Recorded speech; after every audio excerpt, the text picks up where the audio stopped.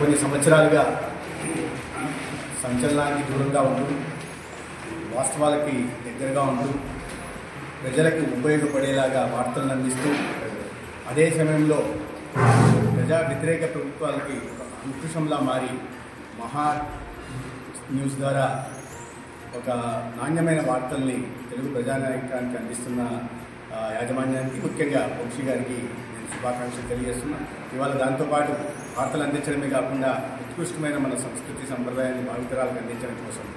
ప్రజల్లో భక్తి భావనను రేకెత్తించడం కోసం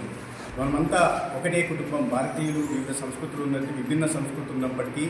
వివిధ వేషధారణలు ఉన్నప్పటికీ, వివిధ భాషలు ఉన్నప్పటికీ మనమంతా ఒకటే అనే భావన కలిగించేలాగా భక్తి ఛానల్ని కూడా